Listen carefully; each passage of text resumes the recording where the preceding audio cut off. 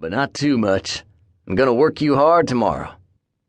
"Bring it on," I say with a grin as I pop the shrimp in my mouth. Setting the empty plate down on the russet-colored granite, I give my hands a quick wash in their sink, then head through their house to the backyard, where I know most everyone is hanging. I'm stopped no less than 5 times on the way out back to give and receive high fives and back slaps, as well as one hard smack on my ass from Zach Grantham, our second-line left-winger. Rubbing my stinging butt cheek with one hand, I give him a playful punch on his shoulder with the other. "What's up, dude?" he asks as he wraps his arm around the waist of his girlfriend, Gina. He pulls her into the side of his body, and I watch with interest as she wraps her arms around his back and stomach, cuddling in tight. They are about as close as 2 people can get. They're not married and have no plans to be as far as I know, but fuck, they are committed to each other. I think they've been together going on close to 7 years now. They have a little boy, Benjamin, who I think may be close to 3. He's fucking adorable. "Not much. Ready to get back on the ice," I tell him. "No shit," Zach agrees. "It's been a great summer off, but I'm starting to get bored." "So bored," Gina adds in with a laugh. "He's driving me nuts at home, trying to fix stuff that doesn't need fixing. I'm ready for him to get back on the ice, too." Nodding, I ask, "Where's the rugrat?" Zach jerks his head over his shoulder to the double doors that lead out onto the back deck. "Outside, playing with Andre and Melly's kids. We took him to Disney last week. He won't quit talking about Mickey. I think he has the other kids riled up now." Laughing, I clap him on the shoulder. "I'm foreseeing some of the other players having to take their kids next summer." "Exactly," Gina says impishly. "Hey, are Alex and Sutton here yet?" I ask genially. I have the dirtiest joke I just heard last night. Compliments of Donna or Debbie, not sure which, and I have to tell Alex.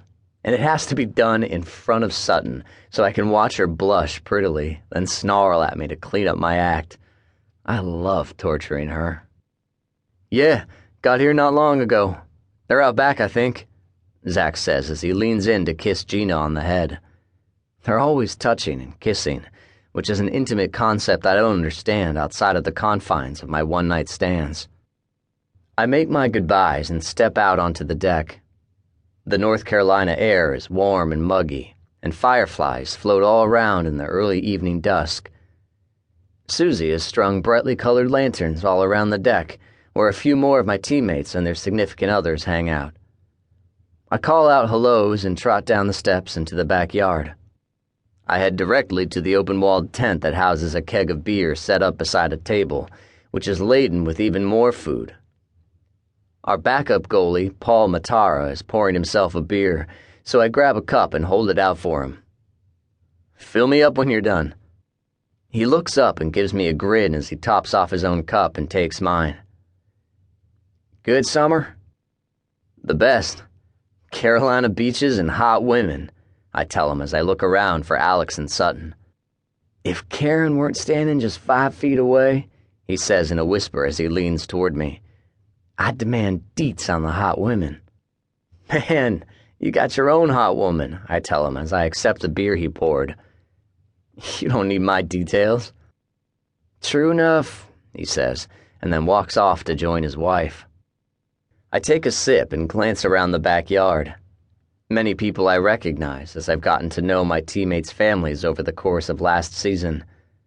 Some I don't recognize, and I'm sure they are other members of the organization I haven't met, or even friends of some of the other guests.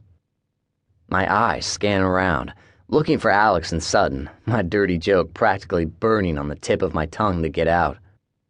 And that's when I see her.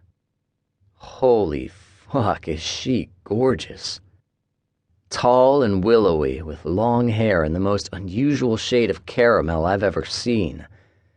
I can't tell what color her eyes are from this distance. She's standing by herself, delicately sipping a glass of wine, and before I know it, my feet are moving and my body is following in her direction. She's glancing around at the other partygoers with interest, a slight smile on her face and her